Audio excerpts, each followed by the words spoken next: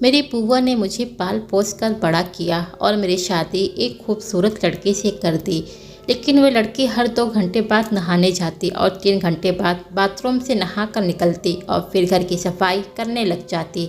मुझे शक हुआ कि कहीं मेरी बीवी कोई गलत काम तो नहीं कर रही, तो मैं एक दिन बाथरूम में कैमरा लगा दिया और जो फिर मैंने देखा, मैं हैरान रह गया। मेरी बीवी तो मेरा नाम अमित है, मुझे मेरी बुआ ने पाला है और मैं उन्हीं के पास रहता हूँ। मेरे माँ बाप लंदन में रहते थे।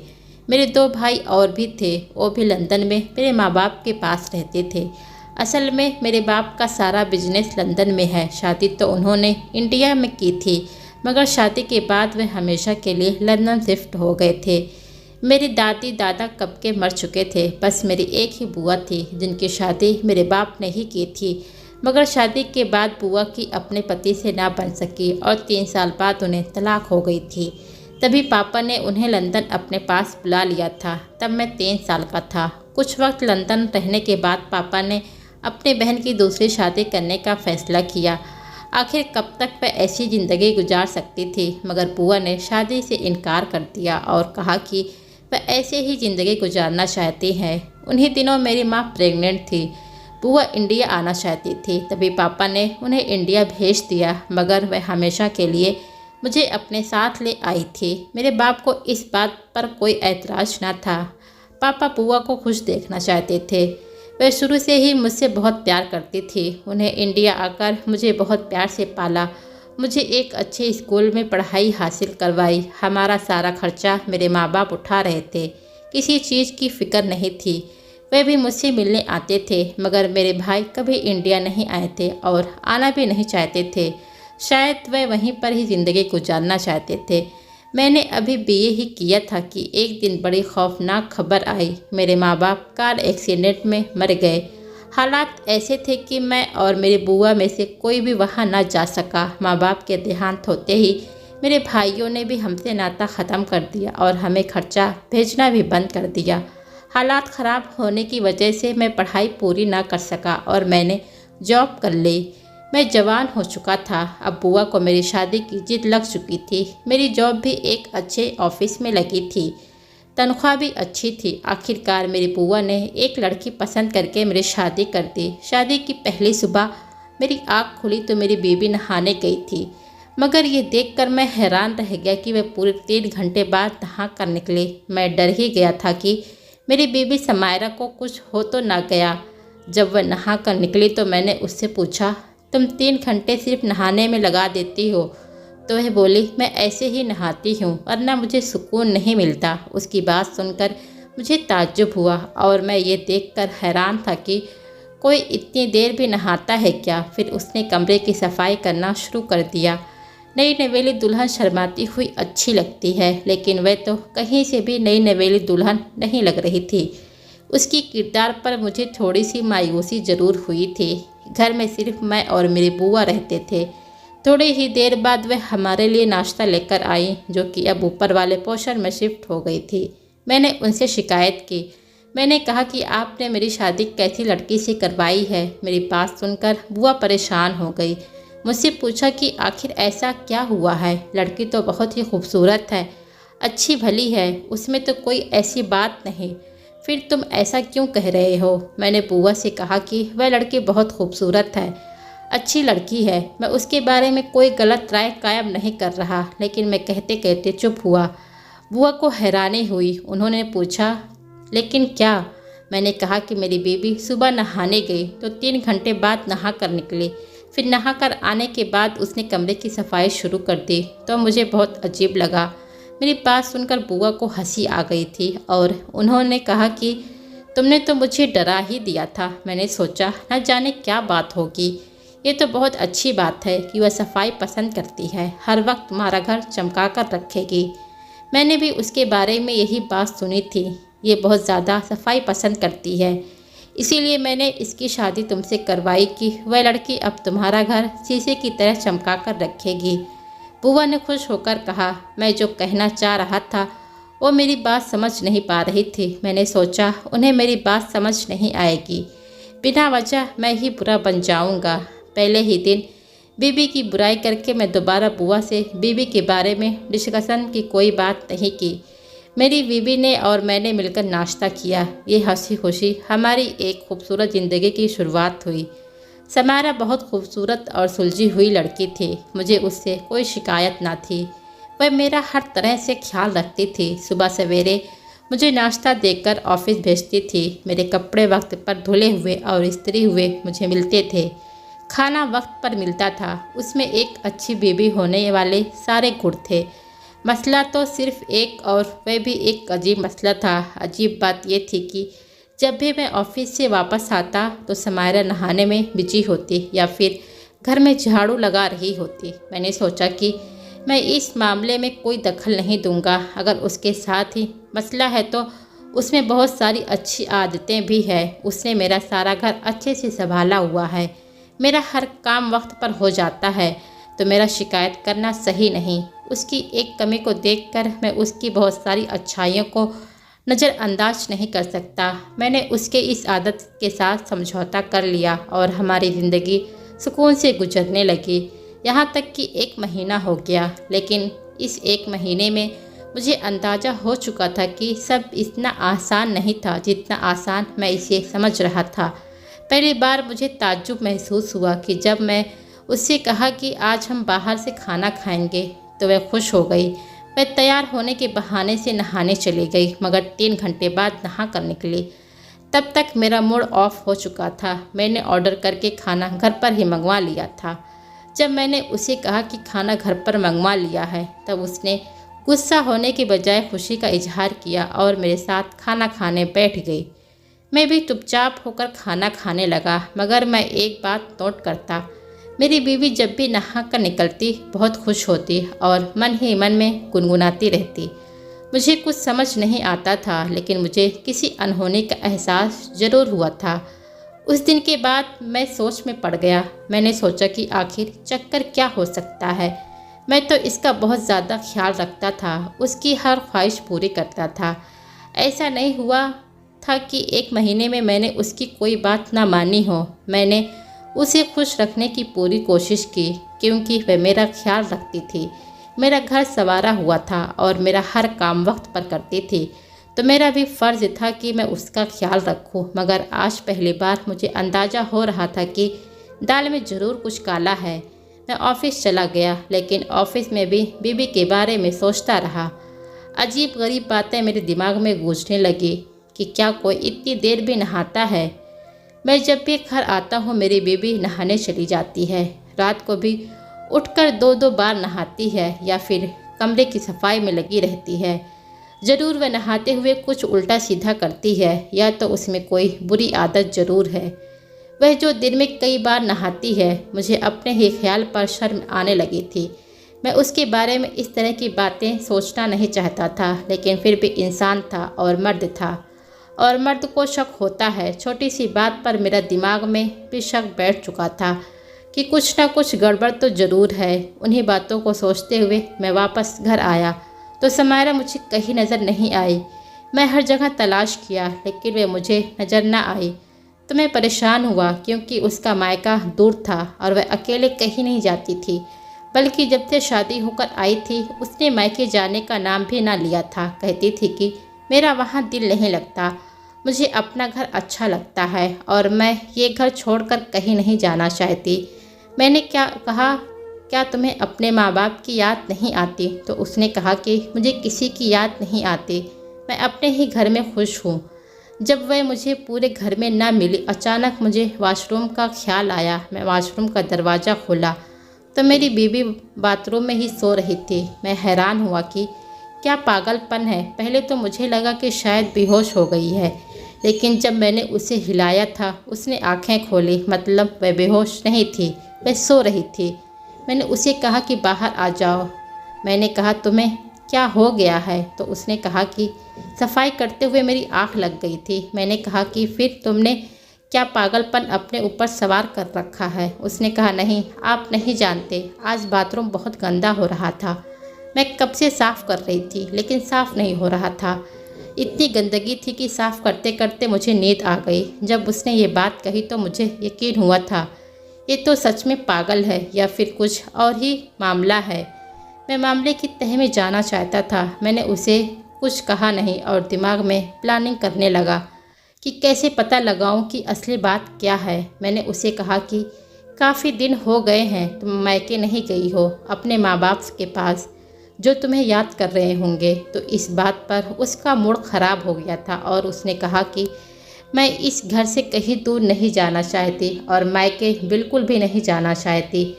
मैंने कहा कि तुम्हें अपनी माँ की याद नहीं आती। तो उस बात पर उसका चेहरा लाल हो गया। उसने कहा कि मुझे अपनी माँ अच्छी नहीं लगती। ये बात सुनकर मैं हैरान हो गया। मैं उसकी माँ से मिला था, वह बहुत अच्छी औरत थी। ऐसा कैसे हो सकता था कि उनकी बेटी उनसे नफरत करे। हालांकि मैं खुद उनसे मिले बगैर ना रह सका था। मेरी बात पर और नाराज़ हो गई और उसने खुद को कमरे में बंद कर लिया और अपने माँ बाप के पास जाने से साफ इनकार कर दिया। मैंने बड़े मुश्किल से उसे समझाया कि सब लोग मुझे जालिम समझेंगे, उसके माँ बाप क्या सोचेंगे कि मैं उसे उनके पास लेकर नहीं आता हूँ। उसे समझाने में और उसे मनाने में बहुत वक्त लगा। बहरहाल मैं उसे वहाँ भेजना चाहता था ताकि वह कुछ दिन अपने माँ बाप के घर रहे। शायद ऐसा करने से वह ठीक हो जाए। शाम तक मैंने उसे मना लिया था, पर एक शर्त पर मानी थी कि वह एक दिन वहाँ रहेगी और मैं उसे लेने के लिए आऊँगा। मैं उसे वादा किया कि मैं उसे सुबह ही लेने के लिए आऊँगा। मेरी बात सुनकर भरोसे हो गई। जब मैं उसे छोड़ने जा रहा था वे बार बार कह रही थी कि मुझे जल्दी लेने आना। मैंने कहा कि घर में तुम अकेली होती हो, बुआ भी नीचे कम आती हैं, क्या तुम्हें बोरियत नहीं होती? तो उसने कहा कि नहीं, मुझे अपने घर में बहुत मज़ा आता है। एक यही मेरा घर है और मुझे यहीं रहना है, तो बोरियत कैसी? मैंने सोचा कि घर में भला इसे क्या मज़ा आता होगा। जब मैं उसे उसके माँ बाप के पास लेकर गया पर मैंने देखा वह बहुत उदास है। उसे देखकर मुझे बहुत अजीब लगा। लड़कियां तो शादी के बाद बार बार माँ बाप के घर जाने की जिद करती हैं। उस लड़की के साथ आखिर मसला क्या था? Please subscribe my YouTube channel. कहानी पसंद आई तो प्लीज़ एक लाइक ज़रूर कर दें। कि वहाँ जाना ही नहीं चाहती थी। मैं उसे छोड़कर आ रहा था पर मेरे पास आई थी और कहा कि बात सुनिए। मैंने कहा हाँ बोलो। तो वह कुछ कहते कहते चुप हो गई, आगे नहीं बोल पाई। तो मुझे बहुत गुस्सा आया। फिर मैंने सोचा कि जब तक मैं सच्चाई ना जान लूँ तब तक उसे कुछ नहीं कहूँगा, वरना मैं ही बुरा बन जाऊँगा। घर आकर मेरे दिमाग में उसकी बातें ही चल रही थी। उसके वे मायके जाने पर खुश होती, उसे वापस आने की फिक्र थी। अब तो मुझे यकीन आ चुका था कि कुछ ना कुछ ज़रूर है, मगर क्या? ये लड़की अच्छी नहीं है। ये मेरे सामने अच्छा होने का ड्रामा कर रही है, हालांकि हकीकत कुछ और है। यह मुझे बेवकूफ़ बना रही है। ये बातें सोच सोच कर मेरा गुस्से से बुरा हाल हो गया था। मुझे सच्चाई जाननी थी, लेकिन मैंने सोचा कि ये तभी मुमकिन है जब मैं वॉशरूम में एक कैमरा लगा दूं और बीबी को घर ले आऊं। फिर देखो वे क्या करती है। फिर सोचा कि गलत बात है और अच्छी भी बात है इस तरह की हरकतें करना। फिर दिमाग में आया कि बुआ को सारी हकीकत बता देता हूँ, शायद वह मेरी कोई मदद कर सके कि आखिर मामला क्या है। इत्तेफाक से उस वक्त मेरी बुआ आ गई। मुझे परेशान देखा तो मैं परेशानी की उनको वजह बताई। मैंने कहा कि आपने मेरी शादी कैसी लड़की से कर दी है? मुझे तो उस लड़की का कैरेक्टर अजीब लग रहा है। अजीब गरीब हरकतें करती रहती है, मालिक न जाने ये कैसी हरकतें करती है।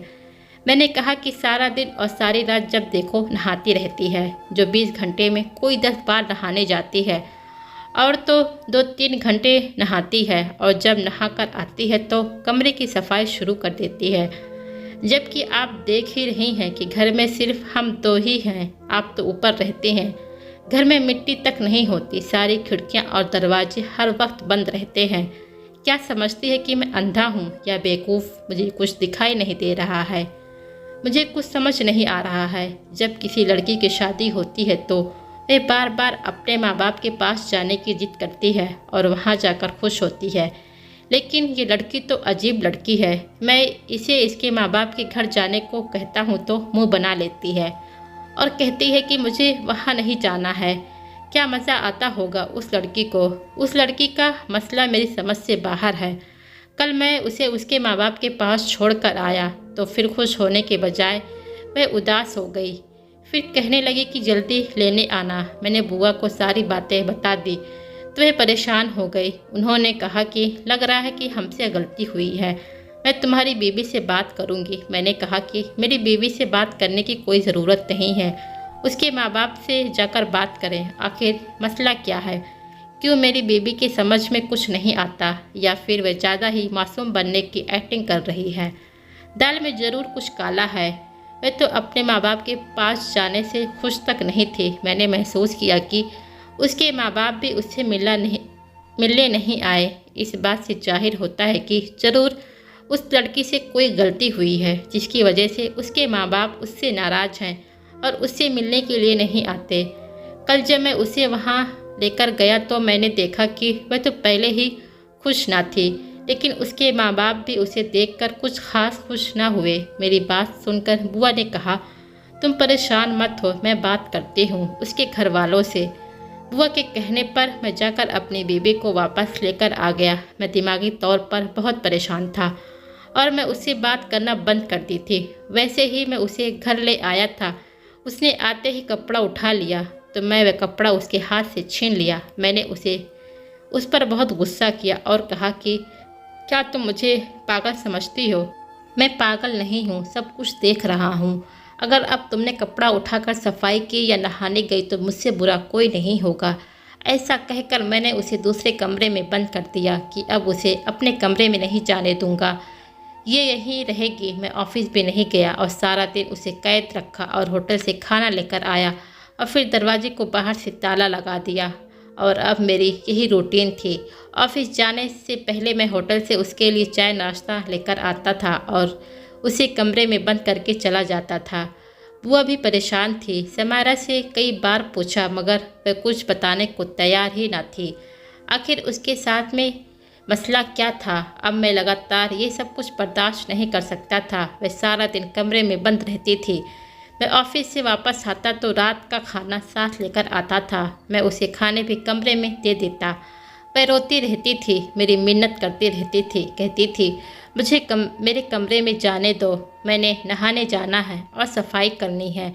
आज नहीं तो मैं मर जाऊंगी। मैंने कहा कौन मारेगा तुम्हें? तो उसने रोना शुरू कर दिया। वह रो रही थी कि बुआ आ गई। उसके साथ एक औरत भी थी। बुआ ने मुझे बताया और कहा कि आराम से अमित, बात सुनो। इस औरत ने बताया है कि मैं समायरा की मामी हूँ। दरअसल समायरा एक दिमागी मरीज़ है। समायरा जब 8 साल की थी तो सफाई की जिम्मेदारी समायरा की माँ ने उस पर डाल दी थी। छोटी सी बच्ची पर इतने बड़े घर की सफाई की जिम्मेदारी कोई पागल औरत ही डाल सकती थी। तमाम बच्चे जब गली में खेलने के लिए जाते थे तब समायरा सफाई करती थी। एक बार सफाई करती थी तो उसकी माँ उसे कहती थी कि तुमने ठीक से सफाई नहीं की, दोबारा करो। वह दोबारा से सफाई करती थी। फिर एक दिन अचानक से उसके बाप का फ़ोन आया और उन्होंने कहा कि समायरा ज़ख्मी हो गई है, तुम जल्दी यहाँ आ जाओ। ये सुनकर मैं दौड़ी गई। वहाँ देखा समायरा बहुत ज़ख्मी हालत में फर्श पर पड़ी हुई थी। मैंने भाई साहब से पूछा कि ये सब क्या है? तो उन्होंने कहा कि तुम्हारी पागल भाभी ने इसे ये हाल कर दिया है। हम उसे डॉक्टर के पास लेकर गए। काफ़ी वक्त लगा उसके ज़ख्म भरने में। फिर मैंने समायरा से पूछा कि क्या बात हो गई थी? तो उसने कहा कि मामी मेरे कपड़े बहुत मैले हैं, मुझ में से बदबू आ रही है, मैंने नहाना है और घर की सफाई भी करनी है, वरना माँ मुझे जान से मार देगी। मैंने कहा बेटा क्या हो गया है, तुम तो ठीक हो ना? मगर वह बार बार यही कहती रही कि मुझे नहाना है, मुझ में से बदबू आ रही है, जबकि उसने बिल्कुल साफ़ कपड़े पहने हुए थे और कोई बदबू भी नहीं आ रही थी। जब वह ठीक हो गई और हम उसे अस्पताल से घर लेकर आए, घर आते ही उसने कमरे की सफाई की और नहाने चली गई। फिर वह 2 घंटे तक नहाती ही रही। मैं समझ चुकी थी कि बच्ची के दिमाग पर असर हो गया है। मैं उसे बहुत समझाती हूँ मगर वह एक ही बात करती है, माँ मुझे मारेगी। कि फिर समायरा के बाप ने बताया कि उस दिन अपने घर की सफाई नहीं की थी और ये बच्चों के साथ खेलती रही। इसकी वजह से उसके कपड़े ख़राब हो गए और पसीने की वजह से उसमें बदबू भी आ रही थी, जिस पर उसकी माँ ने उसकी ये हालत कर दी थी। मैं उसी वक्त समझ गई थी कि समायरा के दिमाग में ये बात बैठ गई है, क्योंकि इस उम्र में जो चीज़ बच्चों के दिमाग में बैठ जाए उसके अंदर से निकल नहीं सकती। मैंने समायरा के बाप से कहा कि बच्ची का दिमाग का इलाज करवाओ, वह दिमागी मरीज बन गई है, लेकिन वह अपनी दुनिया में मग्न रहते थे। उन्होंने समायरा का इलाज नहीं करवाया। मुझे इस बात की बहुत तकलीफ़ होती थी, लेकिन मुझे मालूम नहीं था कि वक्त के साथ साथ उसकी बीमारी इतनी ज़्यादा हो गई कि शादी के बाद भी वह ये सब करेगी। समायरा की मामी ने सारी हकीकत बता दी थी। अब मुझे बात समझ आ गई थी कि बचपन का ये वाक़या उसके दिमाग में बैठ गया था और मैं उस मासूम लड़की को चरित्रहीन समझ रहा था। मैंने उसके साथ जो जुल्म किया है, उसे कमरे में बंद रखा, उसकी बात का मुझे बहुत अफसोस हो रहा था। मैंने उसे कमरे से निकालकर उससे माफ़ी मांगी, कमरे में ले जाकर उसे बड़े प्यार से समझाया, फिर अपने हाथों से खाना खिलाया। अगले दिन मैं उसे डॉक्टर के पास लेकर गया, इलाज करवाया। डॉक्टर ने कहा अगर आप पहले आ जाते तो ये कब का ठीक हो चुकी होती, लेकिन अब थोड़ा वक्त लगेगा, मगर बिल्कुल ठीक हो जाएगी। 1 साल के लगातार इलाज के बाद मेरी बेबी ठीक हो गई है। वह मेरे साथ घूमने भी जाती है, अब 2 घंटे नहीं नहाती। और एक खुशखबरी ये है कि अब वह प्रेग्नेंट है, वह माँ बनने वाली है और आज मेरी ज़िंदगी तो बहुत खुशहाल हो गई है। आखिर में यही कहूँगा कि बचपन में अपने बच्चों का ख्याल रखें। ये उम्र उनके खेलने की होती है। डांटने के बजाय बच्चों को प्यार से समझाएं ताकि वह दिमागी दबाव का शिकार ना हो। दोस्तों, ये थी आज की कहानी। अगर कहानी अच्छी लगी हो तो प्लीज़ वीडियो को लाइक कर दीजिए, शेयर कीजिए और कमेंट भी करें। चैनल पर नए हैं तो चैनल को सब्सक्राइब करना बिल्कुल ना भूलें।